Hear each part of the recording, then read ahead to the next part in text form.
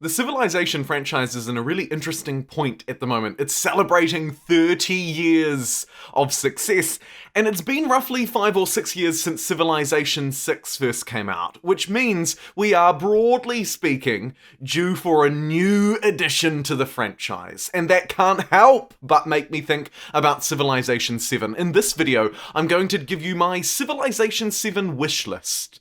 The things that I want in Civ 7. I covered it a couple of months ago, in fact, actually many months ago, but a lot has changed since then, and the primary thing that's changed has been this: Humankind. Humankind is a brand new historical strategy game, for those unfamiliar, very similar to Civilization in many ways, but very different in others. Yes, they're both 4X historical strategy games, but man does Humankind handle things differently, and it's opened my eyes and given me new perspective. A fresh perspective on what I want as an avid, lifelong Civilization fan and player. Let's jump straight in. I've got 5 things to discuss. I'm going to keep them fairly succinct and light and breezy, but I'd always encourage you to discuss with me more during my live streams or in the comments section of this video. Let's jump straight in, and the first thing that I want out of an ideal Civilization 7, and I understand I sound like a bit of a brat, but bear with me, is a better era system. Before that, I should note that this gameplay is a continuation from yesterday's gameplay, but this video is less about that and more about the sound of my own voice. Let's talk about this better era system. So, basically, for those unfamiliar, Humankind introduced us to a new way to handle eras in 4X strategy games. We start in the Neolithic, move through into the Ancient, and end up in the Contemporary. There are 7 eras in total, and at each era point, every time we change, we can choose a new culture, which has a new unit. It has a new district, but more than that, it has a new cultural affinity. You're rewarded for behaving like that culture. If they were militarists, then you are rewarded more for being a militarist. If they're known for their building or industrial nature, then you're rewarded more for that too. And that comes with its own set of bonuses, affinity actions. Too much for me to cover in this video if you're unfamiliar, and far too much for me to cover if you are. So I'll leave it there. My point is that Civilization 7 can build on Civilization 6's era system and hopefully add a bit of nuance. What specifically would I like to see? Well, broadly speaking, I'd like to see a more developed Golden and Dark Ages system. I'd also like to see our civilization, indeed who we are playing, change a little bit over time. I don't think that Civs should go the full Humankind route, changing cultures every time, 1.6 million combinations of cultures, or Civs. Those 2 words can be used interchangeably here when we're talking across the franchise. I think that that would probably be too far, but what could be a nice middle ground would be something like, for example, off the top of my head, if you're playing as America, when you make it to the early modern or the contemporary era, whatever you want to call it, maybe you receive something small, like a 20% bonus to nuclear weapon testing and research, right? And we could do that across cultures. We could see lots of different benefits that little cultures could have throughout the eras to try and mimic how they developed over time in real life. I think basically the point here is a little bit more nuance. I don't just want one unique unit, and I'm stuck with it forever, right? My Roman swordsman is no good to me for most of the game, and I'm left playing a much more generic experience. I would like to see little elements of spice laced throughout to keep cultures feeling a little more dynamic. Next up, and actually building on that better era system, combining quite nicely also with the more nuanced cultures, I want to talk about win conditions. So I've already discussed a little bit about the era system, right? But overall, it's really important to note that Humankind fundamentally changed the way that victory works in 4X strategy. It really did. No longer are we just, say, trying to launch a spaceship to win the game, and so we focus science the whole time. No longer are we forced to push for that tourism victory, and it's our only chance. And if something unfortunate happens or someone decides to stunt our tourist growth, then we're out of luck. Humankind has given us more options by rewarding players with a currency called fame. You can kind of think of it like a score victory, but on steroids, right? We're rewarded for destroying a certain number of military units within each era. That's our militarist star. We're rewarded for researching a certain number of technologies. Those are our scientific stars. And all of these stars reward a certain amount of fame or score the more you do, and if it aligns well with your own culture or Civ's cultural affinity, the more fame you're rewarded. It adds up throughout the game, and the most famous empire wins. Other conditions, of course, like building wonders, award extra fame.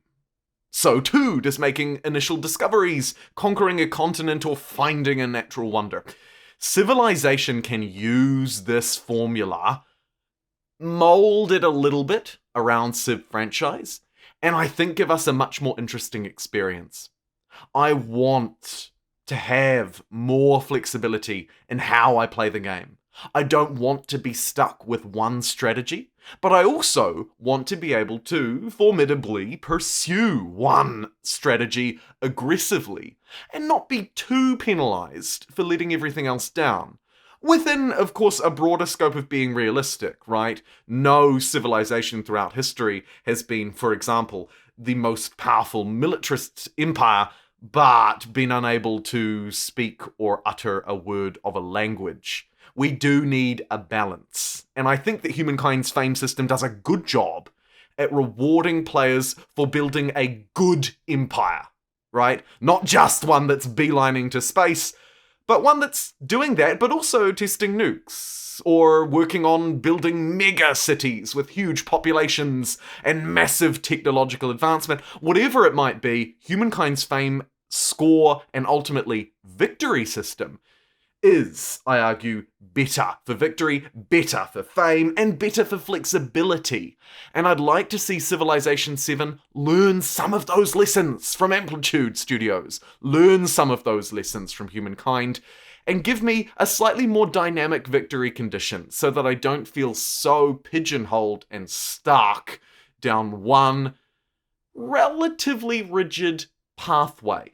Again, don't get me wrong, I love both franchises, I just want to stress that again, but I would like to see them learn from each other. And actually that brings me quite well into my final broad point, but it does encompass quite a bit, and that is around combat, unit movement, and the map, the world that we're moving in. Let me start with combat and unit movement because it's somewhat more straightforward. So, in Humankind, like some Civ games historically, Civ 4, for example, we can stack our units into armies and then move those armies around. They can be a whole load of different units, restricted broadly by technological limitations and so on, but basically you can combine 5 units onto one tile and move them around like an army, so you don't need to manually click each and every single little unit, and you don't need one unit to take up one tile across your whole dang map. It's wonderful for moving troops, it's wonderful for aligning troops, it's wonderful for keeping the game running a little bit smoother, simpler, and easier to manage. But then when we move into combat, it changes entirely, right? We're put into a subsection on the map where our units are given a very limited number of tiles to move across. They consume one tile each, and they all behave very differently. Overall, Humankind's combat system is, I argue, more nuanced, more balanced, more interesting, and easier to use, but at the same time, more complex. And largely that's thanks to the map, actually. Which brings me into my last point. I would like to see Civilization's worlds learn from Humankind's. Indeed, Humankind's map, its geography, is outstanding. There are 10 different types of terrain, and within any given map, you'll probably find around 5 different levels of elevation, from the highest mountains to stony rocky plateaus to smaller hills, right the way down to low-lying flat land. And of course within that you've got your standard, forest, tundra, beach, farmland, so on and so forth. The terrain is really varied, but also it aligns very well with combat.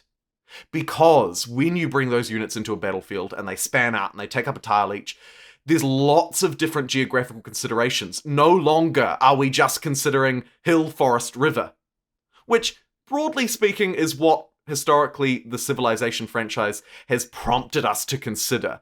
Humankind, and indeed many other games, right? Humankind is not alone, but Humankind being new, clean, crisp, clear, and at the front of our minds, Humankind has introduced a much more nuanced combat system with all those different levels of terrain, all those different geographical features. There's loads more to consider. When you add that to a broader variety of units with much more unique and nuanced traits, you end up living in a world that I argue is more involved. At the very least, it's got a lot more to it. It's not done in a way that makes it difficult to understand, though.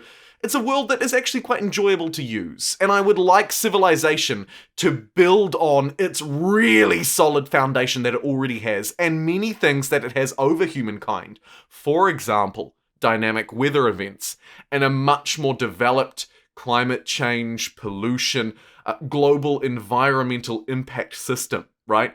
Build on that. Use the Civ formula that I love, but give me more terrain options, give me more unit options.